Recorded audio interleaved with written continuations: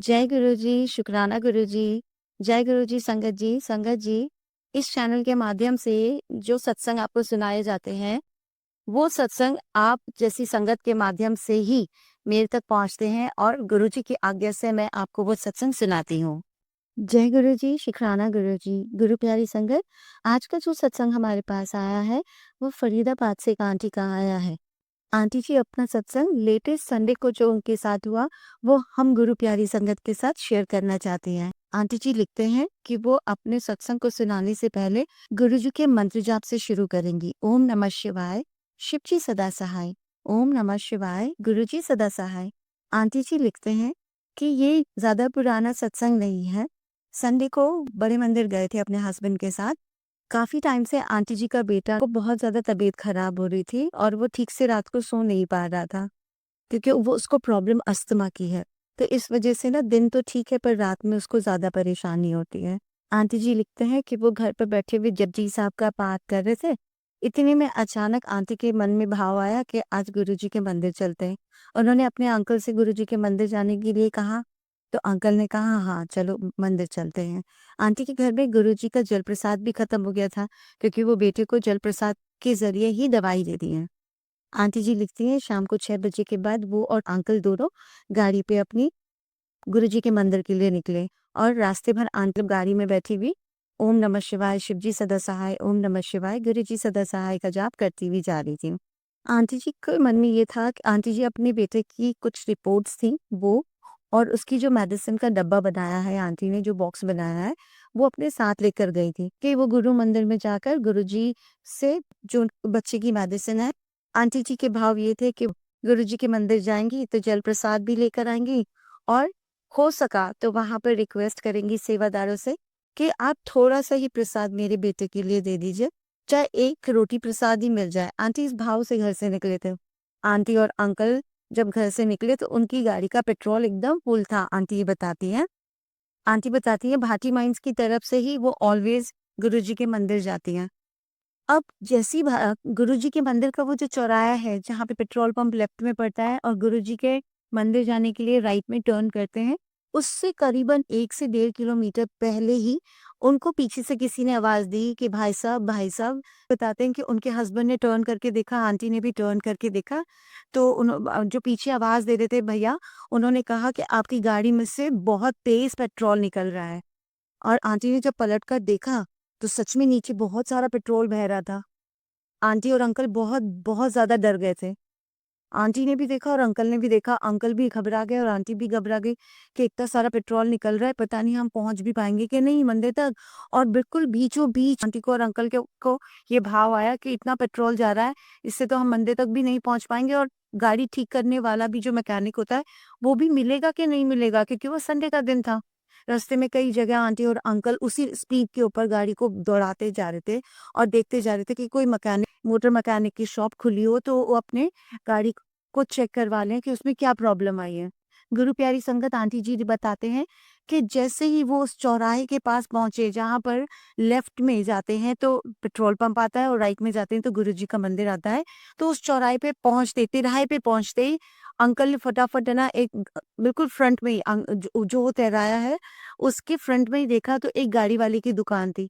फटाफट अंकल उस शॉप पे पहुंचे आंटी के साथ, तो वो बोला कि भैया पेट्रोल तो बहुत ज़्यादा है, पर मैं गाड़ी ठीक नहीं करता, आप सामने वो शॉप है उसके पास चले जाइए। अंकल ने फटाफट गाड़ी फिर से स्टार्ट करी और वहाँ शॉप तक पहुँचे। तो शॉप पे पहुँचे तो जो शॉप पे बंदा था, जो शॉप पर मैकेनिक ने देखा, आंटी तो घबरा गए कि अभी तो बेटे की तकलीफ चल रही है, सब चल रहा है, इसमें इतने पैसे जा रहे हैं, हम मंदिर आए थे गुरुजी के पास, पर गुरुजी पता नहीं रास्ते में गुरुजी ने हमारा कौन-सा कष्ट काटने के लिए ये तकलीफ दी। आंटी बार-बार मैकेनिक से पूछे जा रही थी, भैया इसमें कितने पैसे लगेंगे? भैया इसमें कितने पैसे लगेंगे? तो उसने कहा मैकेनिक भैया ने बोला, नहीं इसमें पैसे कुछ भी नहीं लगेंगे, बस टूटी है, जहाँ से ये झटके से पाइप टूटा है इसका, जहाँ से पेट्रोल लीक कर रहा है, मैं वहाँ से उस पे पाइप को काट के और जॉइंट लगा दूँगा। फिर भी आंटी जी पूछी जा रही, अब भैया जी इसमें पैसे कितने लगेंगे? भैया जी, आंटी को लगा एक बड़ा खर्चा आ गया। उन्होंने कहा कुछ नहीं लगेंगे, सिर्फ 50 रुपीज़ लगेंगे। मैकेनिक का इतने कहते ही आंटी जी लिखते हैं कि मेरी साँस में साँस आई कि मुझे लगा था कि एक बहुत बड़ा खर्चा आ गया है गाड़ी के अंदर, और हम तो गुरुजी के पास अपने बेटे की मेडिसिन और उसकी रिपोर्ट्स को ब्लेस कराने लाए थे, और यहाँ पे तो सब कुछ उल्टा हो गया। इतने में क्या हुआ, भैया ने, मैकेनिक भैया ने सब कुछ ठीक कर दिया। ठीक करने के बाद बोले, पर आप इसमें पेट्रोल डलवा लेना, क्योंकि हो सकता है पेट्रोल खत्म हो गया हो, आपको जाते समय फिर दिक्कत आएगी। अंकल ने बोला, हाँ, अब तो पेट्रोल यहाँ से 5 कदम पे ही है, मैं पेट्रोल डलवा लेता हूँ। उसके बाद अंकल ने अपनी गाड़ी स्टार्ट करनी शुरू करी। गाड़ी स्टार्ट ही नहीं हो रही थी, क्योंकि पेट्रोल ही खत्म हो गया था। अब आप गुरु प्यारी संगत देखिए, आंटी जी बताना चाह रहे हैं अपने सत्संग के ज़रिए कि गुरुजी ने उनको वहाँ तक तो पहुँचा दिया, जहाँ तक बिना विघ्न के मैकेनिक की शॉप तक गुरुजी ने उन्हें पहुँचा दिया, और पेट्रोल भी वहीं जाकर खत्म हुआ, क्योंकि पेट्रोल बहुत ज़्यादा बह रहा था, टपक नहीं रहा था, वो बह रहा था। अंकल ने तुरंत आंटी से कहा, लो पेट्रोल ही खत्म हो गया। तो आंटी इतनी खुश होकर बोली, गुरुजी ने हमारा कोई कष्ट था जो छोटे से में ही काट दिया। अंकल बोले, ठीक है, तुम यहाँ खड़ी रहो, मैं फटाफट पेट्रोल भरवा के आता हूँ। अंकल पेट्रोल भरवा के आए। आंटी और अंकल गुरुजी के मंदिर शुक्राना करते करते पहुंचे, और गुरुजी का पूरे रास्ते आंटी शुक्राना शुक्राना शुक्राना, गुरुजी आपने हमारा हमको कष्ट भी दिया, पर उस कष्ट से आपने हमें निकाल भी लिया, और कष्ट भी हमारा काट दिया। आंटी को बहुत विश्वास है गुरुजी के ऊपर। उसके बाद वो मंदिर पहुँचे। मंदिर पहुँचने के बाद रास्ते में आंटी ने गुरुजी से कहा था, गुरुजी 8:30 बज गए, 8:30 के बाद तो चाय प्रसाद भी नहीं मिलती। आज तो चाय प्रसाद तो पिला देना।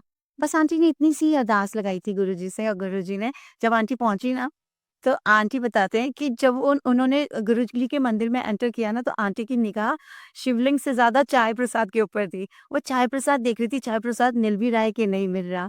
और जब देखा आंटी ने कि नहीं, वहाँ जल चाय प्रसाद मिल रहा है, तो आंटी बहुत खुश हुए। आंटी ने अपने अंकल को बताया कि पता है, मैं पूरे रास्ते गुरुजी से ये कह रही थी, गुरुजी चाय प्रसाद तो इस बार मिल जाएगी ना? पिछली बार जब हम आए थे तो चाय प्रसाद नहीं मिली थी। आंटी अपने सत्संग में लिखते हुए बताती हैं कि जो-जो उस दिन वो आंटी गुरुजी से माँग रही थी ना, वो उनका पूरा होता जा रहा था। गुरुजी से काफ़ी देर उन ब कॉरिडोर में भी वो बैठी, गुरुजी का मंत्र जाप करा। फिर उसके बाद कॉरिडोर से जब मेन मंदिर के हॉल में बिठाया जाता है, वहाँ भी काफ़ी देर तक आंटी और अंकल, मतलब जितनी भी संगत थी, सबको अच्छे से बिठाया गया, दर्शन कराए गए, और जिसको मंत्र जाप करना था, वो मंत्र जाप कर रहा था। सब कनेक्ट कर रहे थे गुरुजी से। फिर आंटी बताती हैं कि वहाँ से निकल कर जब लंगर हॉल की तरफ जाने लगे, तो लंगर हॉल में इस बार ना, मतलब हर बार गुरु प्यारी संगत हम सब जानते हैं कि लंगर हॉल में बैठने के बाद दवाई की तरह ही लंगर खिलाया जाता है। पर इस बार ना, खुले हाथों से लंगर गुरुजी खिला रहे थे सबको। कोई रोटी प्रसाद के अंदर कमी नहीं थी, किसी सब्ज़ी प्रसाद में कमी नहीं थी, किसी चीज़ में कोई कमी नहीं थी। गुरुजी ने इतने प्यारे ढंग से सबको लंगर करवाया। उसके बाद आंटी ने ना, वहाँ एक सेवादार भैया थे, उनसे, सेवादार अंकल से कहा, अंकल, उन्होंने प्रॉब्लम बताई कि भई मेरे बेटे के साथ ऐसे-ऐसे अभी प्रॉब्लम चल रही है। आप है ना, ज़्यादा मुझे प्रसाद नहीं चाहिए, कोई प्लेट भी नहीं चाहिए एक्स्ट्रा। आप मुझे कुछ भी थोड़ा-सा प्रसाद दे दीजिए, जिससे मेरे बेटे को मैं खिलाऊँ और वो गुरुजी उसका कष्ट काट दें। अंकल ने कहा, आंटी जी आप आराम से लंगर करो, और जाते समय आप मुझसे मिलकर जाना। वहाँ से उन्होंने फिर आंटी जी और अंकल जी का जब लंगर हो गया अच्छे से, तब आंटी जी उन अंकल के पास गए, और अंकल ने बोला, आंटी आप रुको। उन्होंने वहाँ से 1 रोटी प्रसाद और साथ में रोटी प्रसाद के साथ कड़ा प्रसाद दिया, और इतने अच्छे से अंकल ने उनको वो प्रसाद दिया। आंटी बहुत शुक्रगुज़ार हुई। वहाँ गुरुजी के जितने भी स्वरूप लग रहे थे, सब पर आंटी ने नतमस्तक होकर गुरुजी से शुक्राना किया। आगे बढ़ी तो आंटी ने वहाँ पर जल प्रसाद देते हैं सेवादार, वहाँ पे जब रिक्वेस्ट करी, तो उन्होंने, आंटी के घर में 1 बूंद गुरुजी का जल प्रसाद नहीं था। डेली आंटी अपने बेटे को गुरुजी के मंत्र जाप के साथ पानी का ग्लास रखकर, और उसके अंदर गुरुजी का एक छोटा-सा स्वरूप डालकर मंत्र जाप करती थी, और उसी मंत्र जाप से जो पानी एक्टिव होता था, गुरुजी के मंत्र जाप से प्रसाद बन जाता था, वही अपने बेटे को दवाइयों में पिलाती थी, पूरे घर में छिड़कती थी, और बेटे पूरे घर को पिलाती थी। पर उस दिन गुरुजी की रहमत से आंटी को काफ़ी अच्छी तरह से बहुत सारा जल प्रसाद मिल गया। आंटी बेहद खुश हुई, बेहद खुश हुई। गुरुजी का लख-लख, करोड़ों-करोड़ों बार उन्होंने शुक्राना किया। उसके बाद जब आगे निकले, तो आंटी ने एक आंटी को कहा कि आंटी, मेरे को है ना, मैंने पिछले साल गुरुजी के यहाँ पे अपना नाम लिखवाया था सेवा के लिए, तो अगर इस बार कुछ हो सके, तो उन्होंने कहा, आपने नाम लिखवा रखा है? तो आंटी ने बताया, हाँ, मैंने अपना नाम लिखवा रखा है। तो उन्होंने कहा कि ठीक है, वहाँ काउंटर पे जाके, जहाँ मेन मंदिर के सामने, एंट्रेंस के सामने कोने पे इंक्वायरी ऑफिस है ना, वहाँ पे वो आंटी उनको लेकर गई, और दोनों हस्बैंड वाइफ ने अपना नाम लिखवाया। आंटी बताती हैं कि उनके हस्बैंड का भी नाम लिखा गया और उनका भी नाम लिखा गया, और गुरुजी की मर्ज़ी से और गुरुजी के आशीर्वाद से हो सकता है इस फ्राइडे से ही उनको गुरुजी अपनी सेवा के लिए मंदिर में बुला लें। आंटी बताती हैं वो उस समय इतना डर गई थी कि अपने बेटे के लिए वो दवाई ब्लेस करवाने ले जा रहे थे, सब कुछ कर रहे थे और बीच में इतना बड़ा विघ्न आ गया जिसकी वजह से आंटी भी डर गई थी और अंकल भी डर गए थे। पर आंटी बताती है कि आज मैं गुरुजी का अनंतम शुक्राना करती हूँ, शुक्राना, शुक्राना, शुक्राना, कोटि-कोटि शुक्राना मेरे मालिक, कोटि-कोटि शुक्राना। आपने इतने कष्ट लाए हमारी ज़िंदगी में पर उस कष्ट को काटा भी आपने। इतनी शांति से वो कष्ट आया और शांति से ही निकल गया।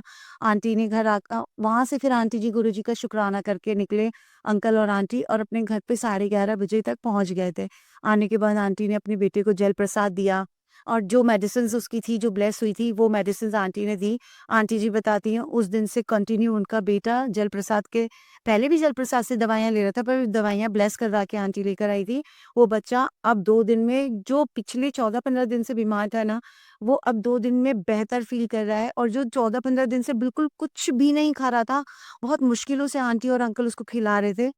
अब वो बेटा गुरुजी का वो जो प्रसाद लेकर आए थे बड़े मंदिर से, वो खाने के बाद उसी उसी प्रसाद को पहले उस बच्चे ने खाया था, तब से वो काफ़ी अच्छा है, थोड़ा वॉक भी करता है। आंटी जी बताती हैं जो जल प्रसाद आया था, उसी जल प्रसाद से उनका बेटा अपनी पानी की बॉटल में 2-2 बूंद गुरुजी का जल प्रसाद मिक्स करके उसी से दवाई खा रहा है और वो काफ़ी गहरी नींद अच्छे से सो रहा है। आंटी और अंकल दोनों मिलकर गुरुजी का बहुत शुकराना करते हैं।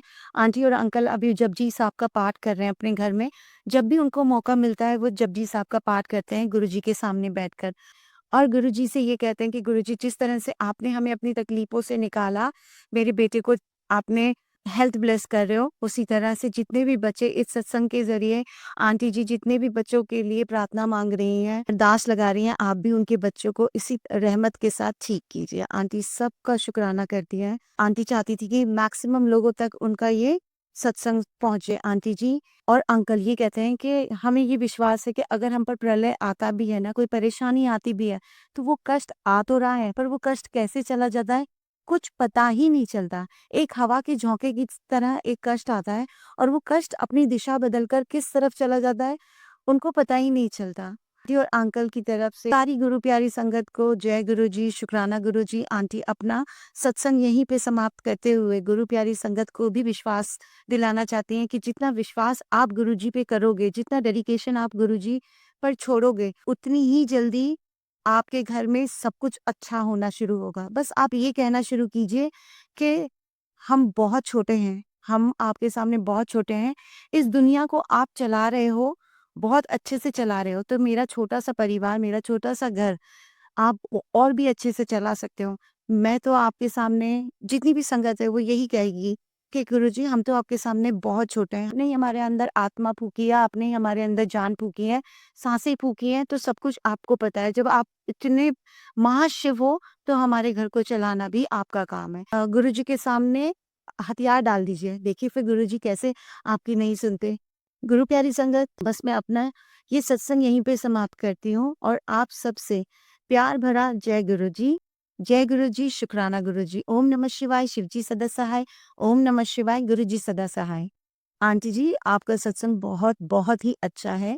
हम पूरी गुरु संगत को जानकर बहुत खुशी हुई कि आप जिस विश्वास के साथ गुरुजी के यहाँ गए थे, गुरुजी ने आपके उस विश्वास को संपूर्ण तरह से पूरा किया। आपके बेटे को जल्द से जल्द वो क्योर कर रहे हैं। ऐसे ही गुरु प्यारी संगत में जितने भी लोग हैं, जो अभी तकलीफ से गुज़र रहे हैं, चाहे वो किसी भी तरह की तकलीफ हो, फाइनेंशियली हो, मेंटली हो या फिर और भी किसी तरह की परेशानी हो जिससे वो हेल्थ वाइज़ हो, वेल्थ वाइज़ हो, गुरुजी आप सबकी अरदास सुनेंगे। बस आप गुरुजी पे विश्वास बनाए रखिए। गुरु प्यारी संगत आपको पता है इस चैनल के माध्यम से मैं गुरुजी की आज्ञा से आप सब तक गुरुजी की संगत में जितनी भी गुरुजी ने उनके साथ चमत्कार किए हैं, ब्लेसिंग्स दी हैं और उनकी ज़िंदगी में रहमतों की बारिश की है, वो सत्संग आप तक पहुँचाती हूँ। आप लोगों के पास भी अगर कोई सत्संग है, तो आप डिस्क्रिप्शन के अंदर मोबाइल नंबर दिया है और मेल आईडी दी है।